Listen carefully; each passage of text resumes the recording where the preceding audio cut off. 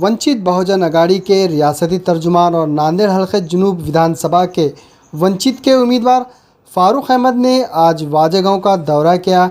इनसे मुलाकात करने के लिए ख़वातीन, बच्चे और बुज़ुर्ग नौजवान हुजूम की शक्ल में इनसे मुलाकात करने के लिए उमड़ पड़े। इस मौके पर फारूक अहमद का जाँ-बजा इस्तकबाल किया गया। उन्होंने मीडिया से मुखातिब होकर कहा कि ये लोग किसी लालच में या फिर इनको बुलवाया नहीं गया, बल्कि ये खुद वंचित बहुजन अगाड़े की मोहब्बत में मुझसे मुलाकात करने के लिए आए हैं। आइए जानते हैं उन्होंने मीडिया से मुखातिब होकर क्या कहा।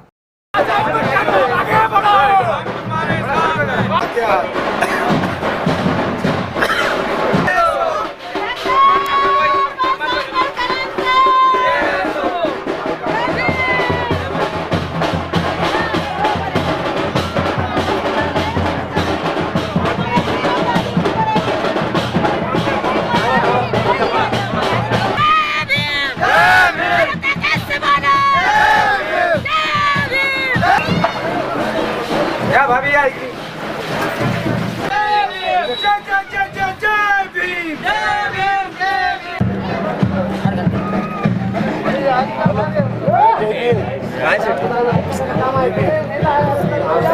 फारूक सर आगे बढ़े,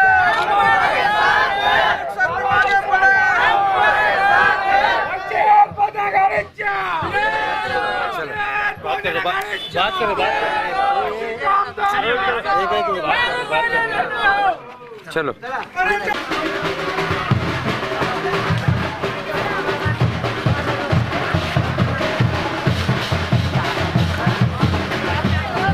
कांग्रेस को हम वोट देते आए 70 सालों से।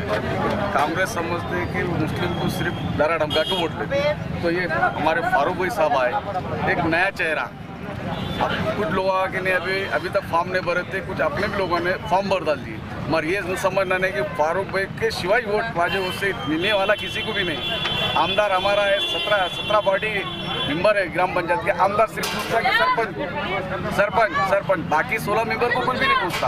आप टेम गिरा तो आमदार ने मेजबान होटल में डिनर रखा, मैं गया था वहाँ पर, मगर मैंने वहाँ खाना नहीं खाया, खाली मैं उसको पूछने गया था कि आमदार साहब 17 मेंबर में से एक ही सरपंच को पूछते, बाकी को कहाँ पूछते उनके। मैं वो लेट आया उन्हें, इसलिए मैं वहाँ से निकल गया। बहुत सारे पार्टियाँ खड़ा है, एमआईएम खड़ा है, क्या है? कितने भी खड़ो जाओ, सिर्फ गैस सिलेंडर और फारूक भाई के ये वाजिबों से नहीं, कम से कम 10 से 12 खेड़े में घूमते, और इंशाल्लाह फारूक भाई की 101% सीट निकालेंगे। हम कोशिश करेंगे और वाजिबों से जहाँ तक हो सकते सबसे ज़्यादा वाजिबों से वोट मिलेंगे, तो सिर्फ फारूक भाई।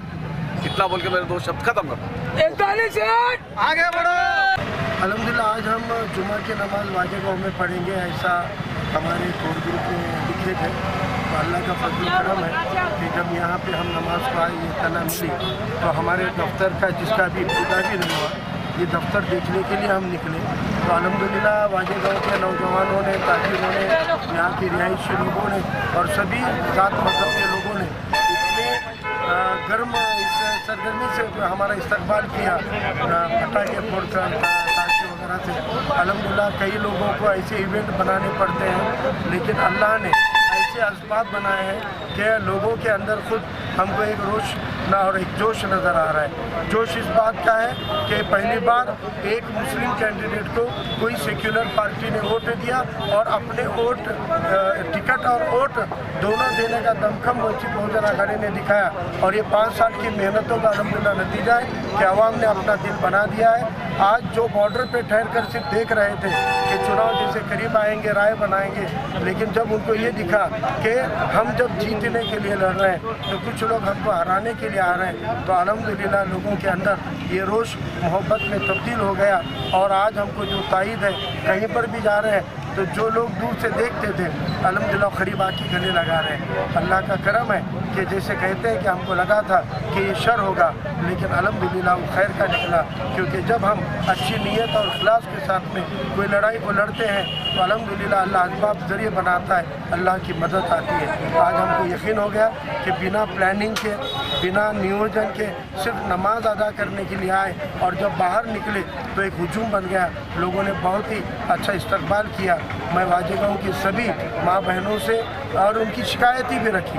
कई ख़वातीनों ने रुक रुक कर हमको अपनी शिकायतें रखी है। हमने उनको कहा कि वार्ड और ग्राम पंचायत के पास उतना निधि नहीं होता है, वो निधि पंचायत समिति, जिला परिषद और इन सब को आमदार की वजह से आता है। इंशाल्लाह यहाँ से एक आमदार अपने हक का आमदार चुनकर आ रहा है, तो इंशाल्लाह जिला परिषद से लेकर वार्ड तक सब फंड मिलेगा और सब डेवलपमेंट के काम होंगे, ये हमने उनको यकीन दिलाया। सर, जीत के आने के बाद पहला काम क्या करेंगे आप?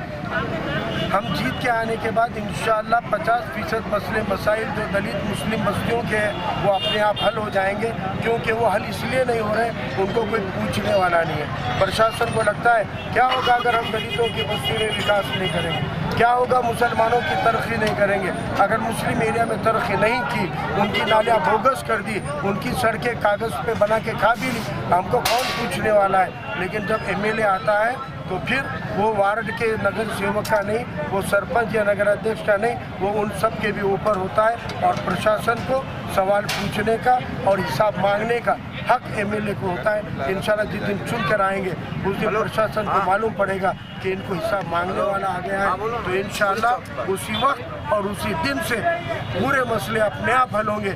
जो हल नहीं हुए इंशाल्लाह अपने अहदे के दम पर, अपने दमखम पर हम उनको हल करेंगे।